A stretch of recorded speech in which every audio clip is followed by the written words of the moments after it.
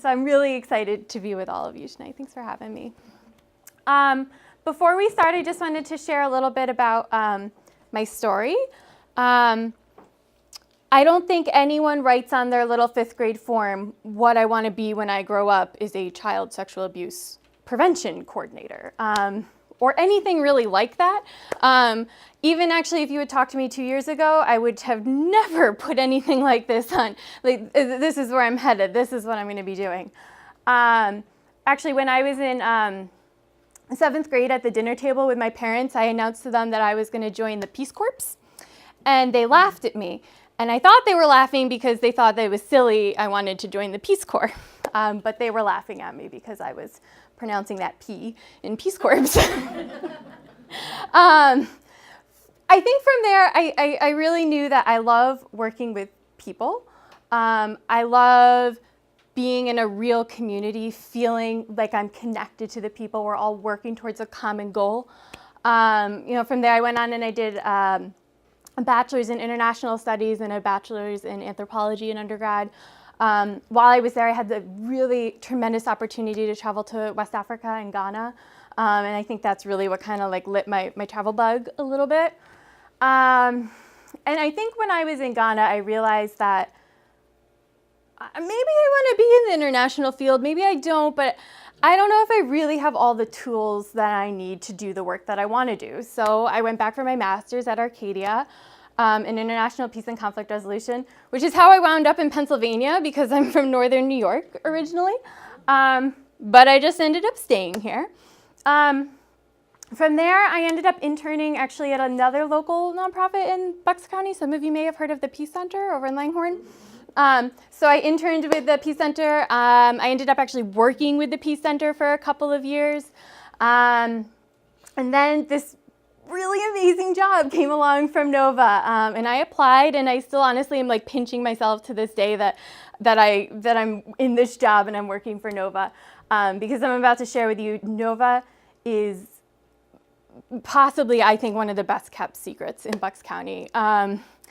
Unfortunately, as our executive director likes to say, you often don't know about Nova until you need Nova. But I'm going to share about Nova with you, even if you don't need it tonight, because they are phenomenal. I have 65 co-workers at Nova who are just unstoppable forces for helping victims here in Bucks County. They are just amazing people. All right. So I'm going to give you a little bit of an overview of Nova. Just a very quick overview of the Safe and Healthy Communities Initiative. We're going to talk a little bit about this training called Darkness to Light, and then kind of put that into the context of why we need to be talking about child sexual abuse. It's a kind of uncomfortable topic. It's certainly not something we talk about very frequently. You know, I'm the person at the cocktail parties where people say, "What do you do?" And I tell them, and they like walk away from me. I don't want to talk to you about that. Actually, sometimes I even engage it and just tell them I do child abuse because that's easier. So it's a hard topic, and we might get into some difficult conversations, but I think what we're really going to focus on tonight is prevention and empowering all of you to be protectors of children in Bucks County. And then just quickly talk about the training. So Nova, and I think this will probably hopefully be like the only time I'm actually straight reading to you from a slide tonight. So our mission statement is that the Network of Victim Assistance supports, counsels, and empowers victims of sexual assault and other serious crimes in Bucks County, and works to prevent and eliminate violence in society through advocacy, training, community education, and prevention programs. So my project kind of comes in at the very end there. But I think if I had to pick one word from our mission statement that's the most important, it would be empowers. When a person is victimized, whether that's through sexual assault or another serious crime, they lose their power, they lose their control, right? When somebody has been victimized, they have lost power and control to that person. When a victim comes to Nova, they get their power and control back. You sit in the driver's seat. When I answer a hotline call, I'm just saying, here's what we have at Nova. here's what we can do for you. What would you like to do? I'm not going to force you to do anything. I'm not going to force you to call the police and make a report. I'm not going to strong arm you to come on in for counseling because it sounds like you could really use that. I'm just going to let you know what we have, and you can choose what you would like. NOVA was actually established in 1974, initially as a women organized against rape. And then sort of not that far down the road, decided to change the name to Network of Victim Assistance because men can also be victims. And there are other serious crimes in Bucks County that we certainly wanted to help people with. I'd say about 50% of the victims that we see are victims of sexual assault, and about 50% are other serious crimes. So what do we do? Oh. Counseling.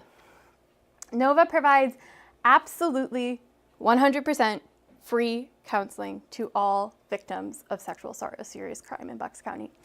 All you have to do is pick up the phone, call our hotline, say, this is what happened to me. I really want to come on in and talk to someone about this.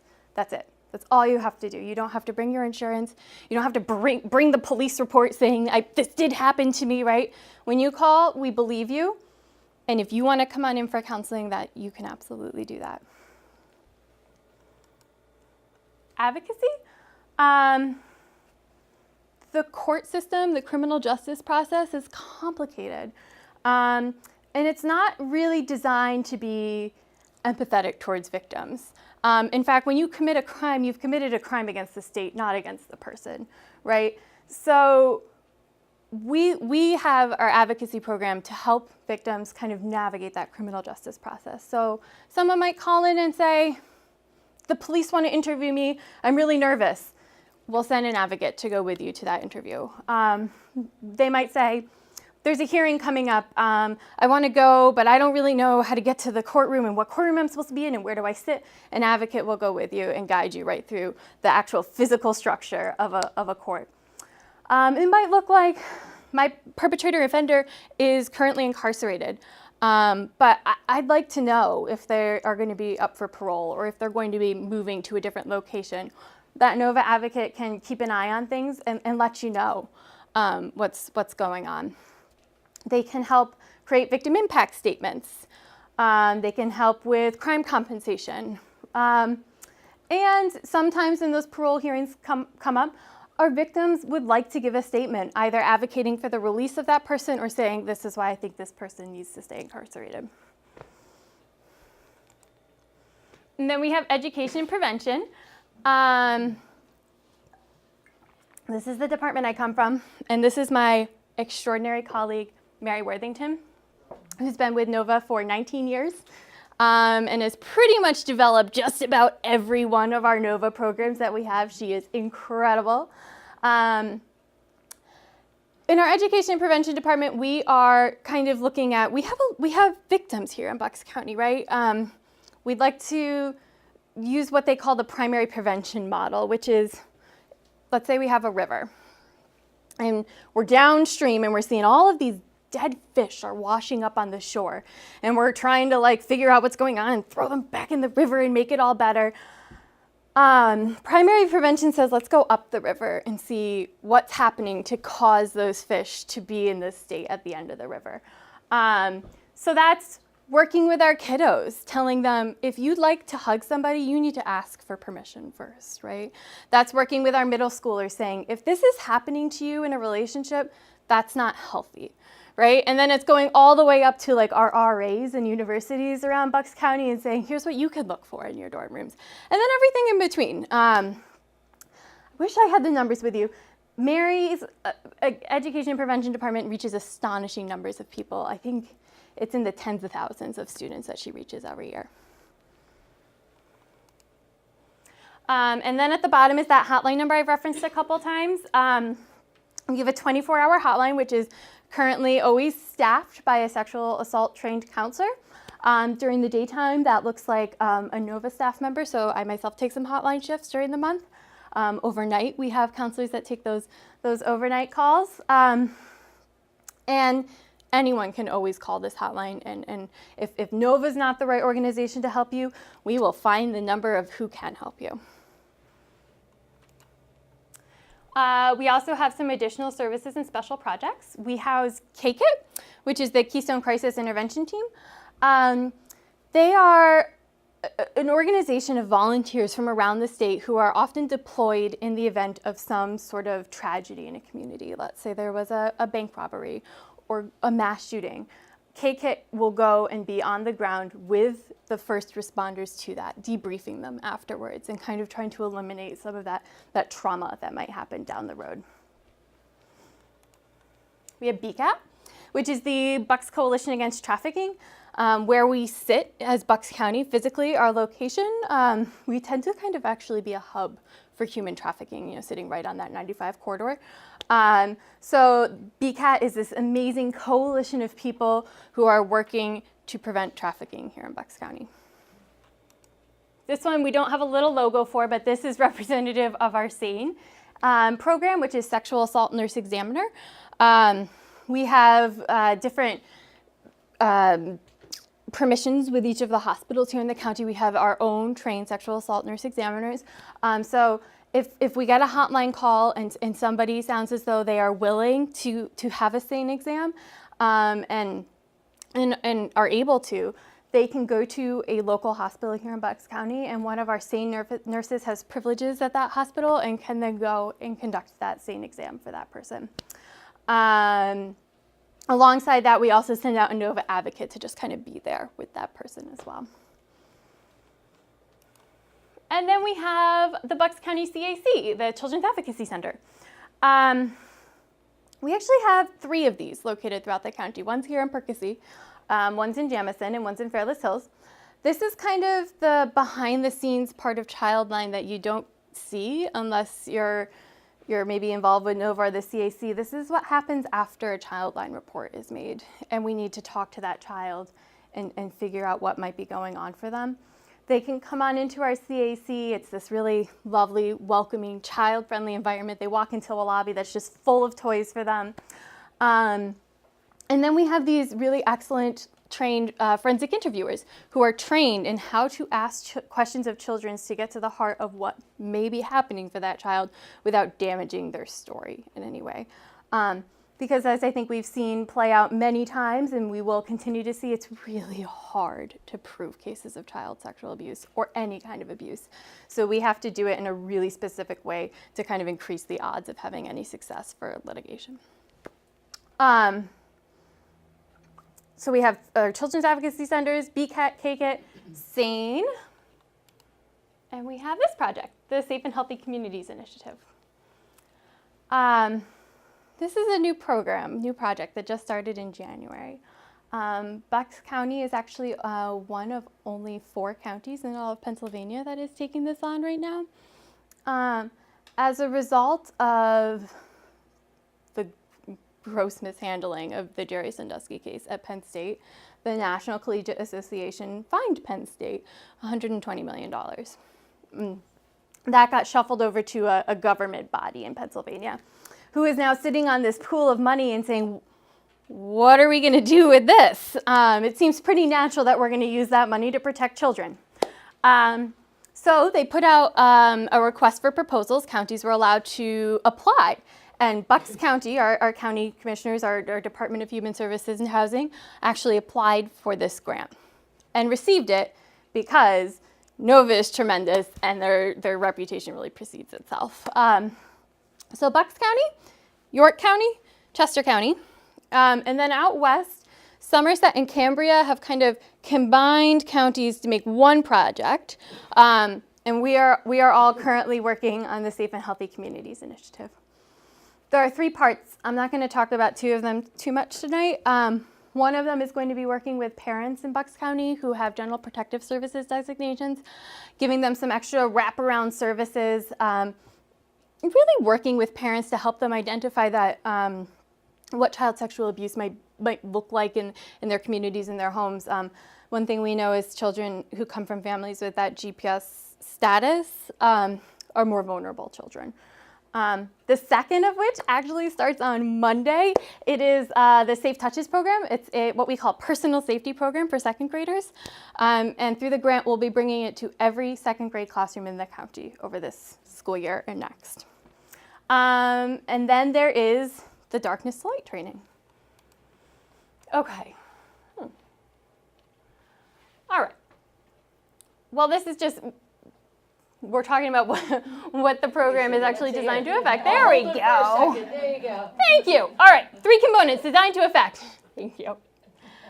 Oh, okay. So it's, thank you. Those who participate in the program, it's designed to affect their knowledge, attitudes, and behaviors related to child sexual abuse. The knowledge and awareness of child sexual abuse in the county at large, right? That might look like a mother who's taken the training, talking to her friends at dance class, right? And kind of sharing some of that knowledge, sharing the wealth. And then ultimately, how we're really going to measure the success of this program is the referral and substantiation rates of child sexual abuse in Bucks County. So initially, it's not super counterintuitive when you think about it. We expect the rates to actually climb pretty steeply as we start to roll out the program and people start really making those child line calls and thinking about things and reporting them. But ultimately, we're hoping people start putting those prevention tools in place. Children aren't going to be offended by anyone because they have those protection measurements in place, and we'll see that rate really drop off. All right, so Darkness Light Stewards of Children training is 2-hour child sexual abuse prevention training. I think what their like magic sauce is, kind of, so to speak, for this training is that you hear from survivors. And you hear from survivors from all different walks of life, abuse that happened in all different forms. And they share with you why it was so damaging to them, why it mattered that not one adult stuck up for them, right? And then you'll hear every one of these cases, someone in their life knew about it and nobody protected them. And then you get to kind of see what happens when that healing process starts. You get to see these victims as they kind of walk through that process, and you get to see them come out on the other side and see where they are today. You hear from some super high profile cases. You hear from a former Miss America. You hear from a former Olympian. But then you also hear from the person that you can relate to, the person that's kind of like might have lived in your neighborhood. It seeks to improve the knowledge of child sexual abuse, increase preventive behaviors, and decrease myths. We're going to talk about myths because there's a lot of myths around this topic. So in the next 3 years, we're going to train 25,000 people in Bucks County in this training. That's about 5% of our adult population. That creates a tipping point. If we train 5%, we can start to see those substantiation rates drop off. 25,000 people is a lot of people. And I am one person sitting at my computer trying to make it happen. So I'm gonna maybe put out a little bit of a plea tonight to help me reach this 25,000 people, because it's not gonna happen just by me all by myself. I'm really gonna need a community behind me saying, we can do this. Who should get trained? Everyone should get trained. That's I think my favorite kind of line to use with who should get trained. Everyone should get trained. To bring it more local, we have a story that came out of our CAC, our Child's Advocacy Center. These 2 women were standing in the parking lot at a convenience store here in Bucks County, and they saw this car pull up, what we would perceive to be probably mom, dad, child. Mom got out, went in. Dad was in the passenger seat, asked child to hop up into that front seat. They couldn't really see what was going on in the car, but they'd taken some prevention training before. Maybe they had that mandated reporter training. They were kind of looking at it and thinking, I don't really like what I'm seeing here. So they went ahead and called Childline. Turns out that child was being abused. And those 2 women, just by happenstance, just by being in a convenience store parking lot and taking the risk to say, I don't feel good about this, I'm going to make the call, stop the abuse for that child. Everyone should take this training. I was just in a Wawa parking lot before I came here. So we are, through this grant, able to offer it to at no cost for all of 25,000 people here in Bucks County. And we will bring it anywhere. This is the team of facilitators minus Robin, my one facilitator. They are an incredible group of people with a really diverse background and professional experiences. We have counselors, there's psychologists, there are people who have kind of worked in the business field and have kind of come into this work more so in their retirement. So they all bring really, really interesting perspectives to this topic, and they are phenomenal people. Okay, I'm going to put it in context a little bit here.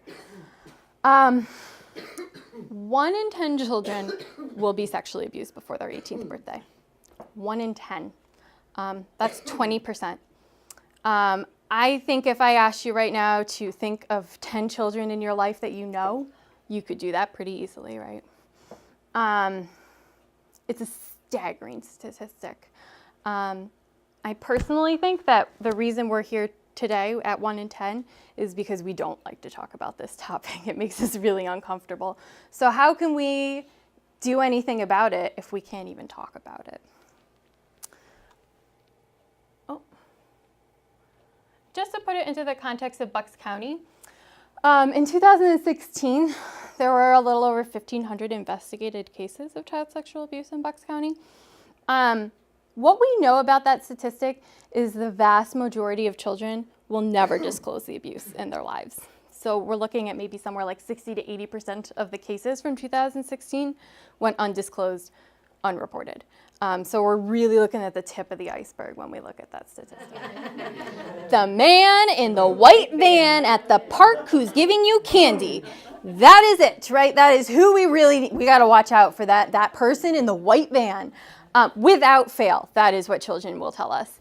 Actually, at Penn State, they call it white vanning the children. We've done a really excellent job as a society of putting all sorts of caution around white vans and candy and strangers. That message is really well received.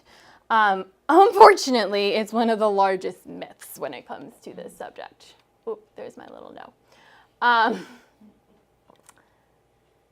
90% of victims of child sexual abuse, 90%, they know their abuser. And they don't know them casually. They know them pretty well. In fact, usually it's somebody that they love, they know, they trust. Their parents know, love, and trust. So while we do a really good job at letting kids know that you want to be wary of stranger danger, we never tell them it could come from our neighbor. It could come from a family member. It could come from somebody at school. It could come from somebody in our sports league, right? Let's see. Youth are often perpetrators. Generally, it's older, more powerful youth. We don't always quite know what leads a youth to offend another youth. Sometimes they might be just reenacting something that might have happened to them. Perhaps they've been exposed to some materials that were vastly inappropriate for their age. What we do know is that youth who receive help for those behaviors are so unlikely to repeat that offense again. So we have a program at NOVA called Restoring Families Programs, where youth often can get referred into, sometimes by maybe law enforcement, maybe sometimes by schools, by their families themselves, and they go through this really, sort of long counseling process with some of our counselors at NOVA, talking about what is normal, acceptable behavior, talking about boundaries, those sorts of things, and then those youth are.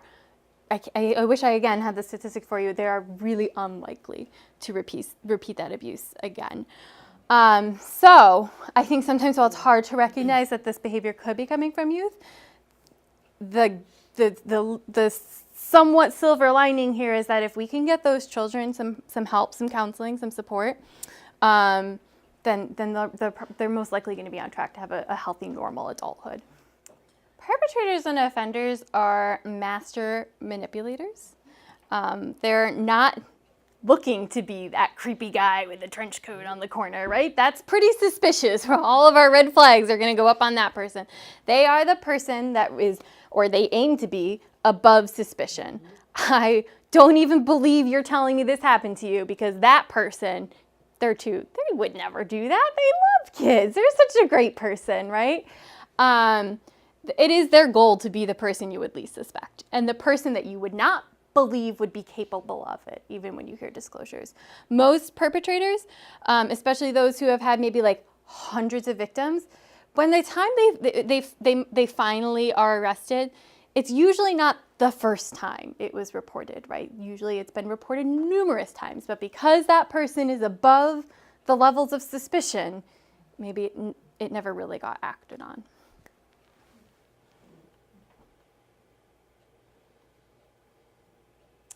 Oh, this is a little bit small. Okay, so this is talking about the impact of sexual abuse.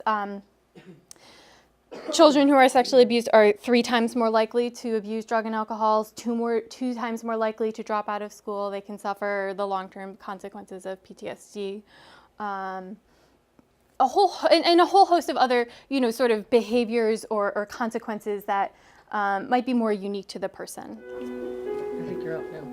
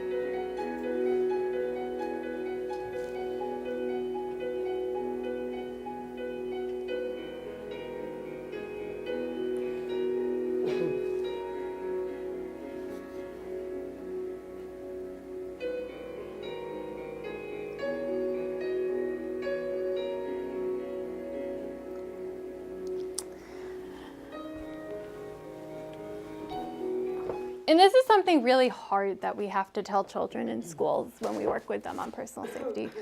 A lot of times when a child tells an adult, they are not believed, and it ends right there. We know statistically, and this I think is even a little bit high, 4 to 8% of these cases are fabricated. Oftentimes it's a lot lower than that. And sometimes that fabrication could actually be coming from an adult. Perhaps it's something like custody battles, something along those lines. If a child tells us that somebody is abusing them, we have to believe them, and we can absolutely believe them. You can absolutely call the police. If you forget what else ever happens, if you call the police, they will then make the reports. They'll make things happen for you. If you receive a disclosure of abuse or suspect abuse, as community members, we have to make a report.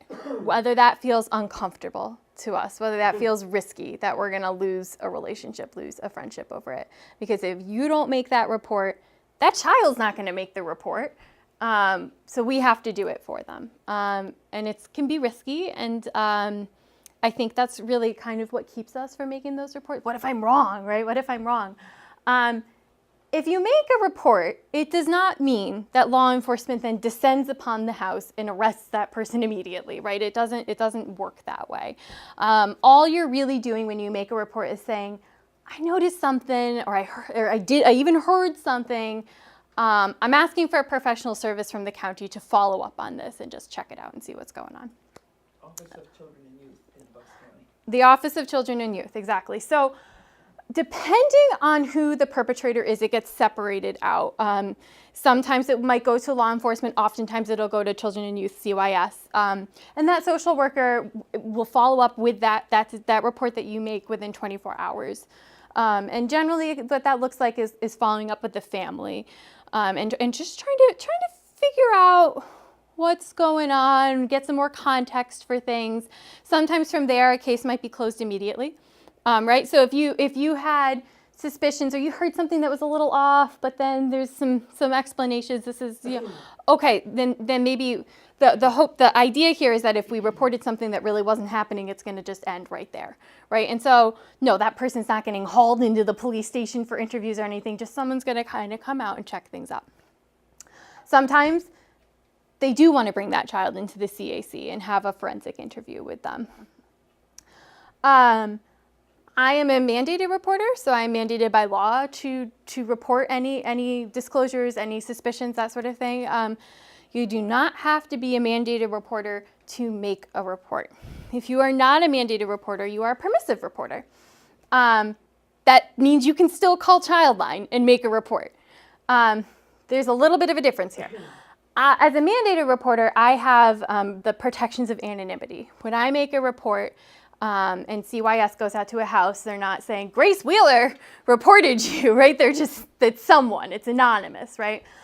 That person very well could figure out who's doing it, right? We can't live in this happy little bubble where they might have their suspicions, they might pretty much know who made that report, but CYS isn't gonna tell them. As permissive reporters, if you are a permissive reporter, not a mandated reporter, you can still maintain anonymity by being an anonymous reporter. So if you call in, you don't have to give your name as a permissive reporter. You can just say, this is anonymous, because they cannot protect your name. If you say, I'm Grace Wheeler and I'm calling for this report and I'm a permissive reporter, they can actually share that information. But if you just call in anonymous, that's kind of your workaround there, then your anonymity is protected. Is that through the police or is that through you? It's actually going to be through Childline. I'm going to bring that number up. Yep.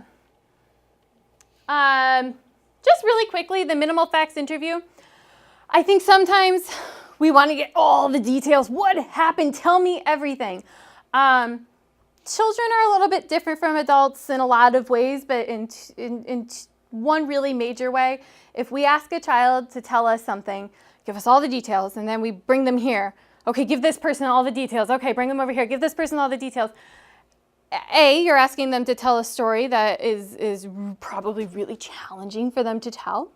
B, if a child keeps getting asked the same question, who did this? Who did this? They're going to think, I'm not giving you the right answer. And then their story might start to change a little bit. I'm sure you can all guess that doesn't hold up very well in court when you've got a story that's been changing slightly the whole way down the line.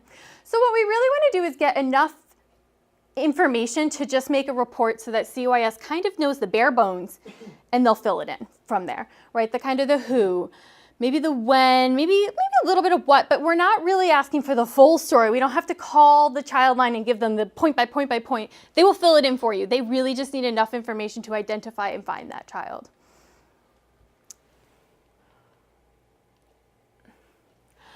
If you have your phones with you right now, I'm going to invite you to put this number right in there so you never even have to think about it again. It's in your phone.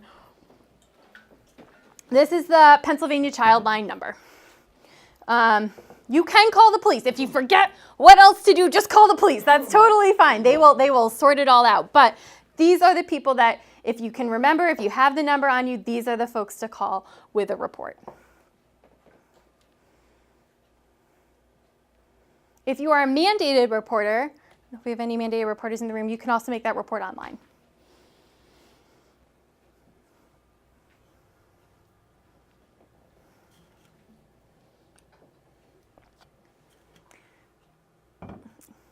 And you can be who and however you are on the phone. You can feel like your hair's on fire and you're in a 911 emergency. These folks will walk you through it and get the information that they need, give you the reassurances that you probably need to hear in that moment. I mean, even at Nova, we have our educators who are out in the schools. They handle disclosures every week. Our policy is that they can still call their supervisor and kind of debrief that afterwards. I don't think it ever gets easier to make a report, to make the call. It's not a super easy thing to do.